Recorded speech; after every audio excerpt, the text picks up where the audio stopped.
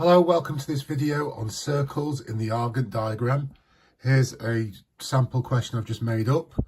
The point P represents a complex number Z on the Argand diagram such that the modulus of Z minus 9i is equal to 2 lots of the modulus of Z minus 3. Show that as Z varies, the locus of P is a circle, stating the radius and the coordinates of the centre of the circle. Our objective here is to put this into Cartesian form. So firstly, I could write Z as x plus iy. There we go. 2 lots of x plus iy minus 3. That would be your first step. And then we look at what the modulus means. So you collect the real parts, so that's just x squared, plus then I've got y minus 9 squared. And if we're truly doing the modulus, we would have square root that. And that would equal 2 lots of, here we have x minus 3 squared, so that's the real part, plus the imaginary part, which is y. So when we're taking the modulus of it, we lose the I. We're just taking really the real part squared plus the imaginary part squared and square rooting. I just need to square root that, apologies. Well, it's a bit tricky to deal with like that, so I square both sides. So I'm left with x squared plus y minus 9 squared equals, and be careful here, I must square the 2.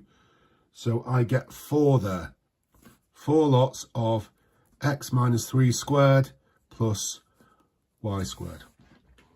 So you see a lot of mistakes where people forget to square the 2, so don't forget to do that. Okay, there you go. And then we're in a position where we can just expand and simplify. So x squared plus y squared minus 18y plus 81.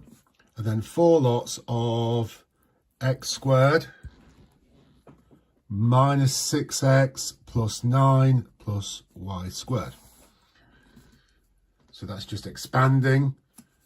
You then want to multiply the right-hand side by 4. So you'd have 4 lots of x squared minus 24x plus 36 plus 4y squared. Now it's beginning to look like something we can deal with. We've gone from this, which looks a little bit complicated when you first start, but you soon realise when you understand what the modulus is, you can manipulate it to get it into Cartesian form. Well, I'm going to deal with this. I'm going to put anything with x and y on the right hand side and get my numbers over there. So 81 minus 36, so that's 45 on there. I end up with 3x squared there. I'm taking away the x squared. Minus 24x plus 3y squared, take away the y squared, plus 18y. So I'm just adding that 18y there. Hopefully that's clear.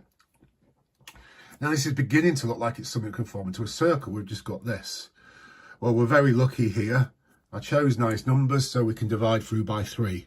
So I've got 15 equals x squared minus, 8x plus y squared plus 6y.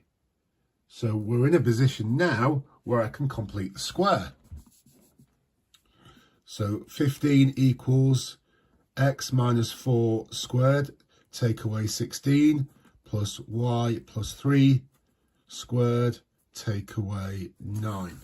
Hopefully you're clear there on completing the square. Essential step there.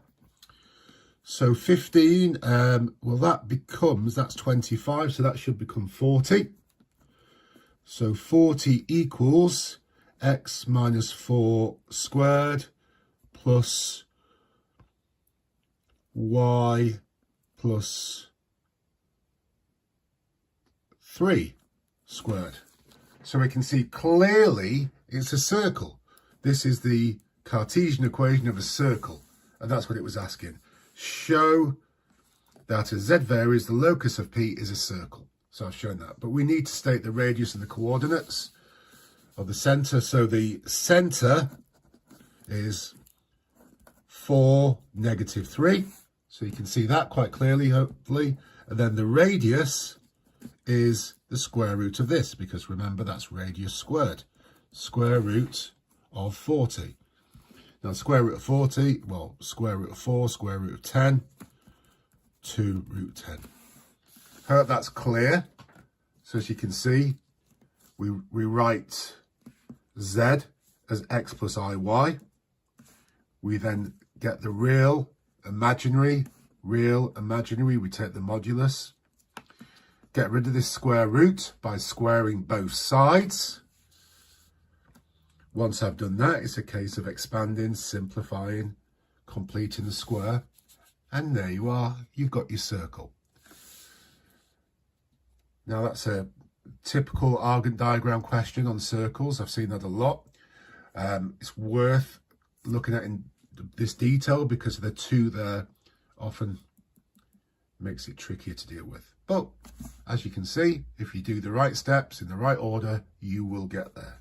Good luck.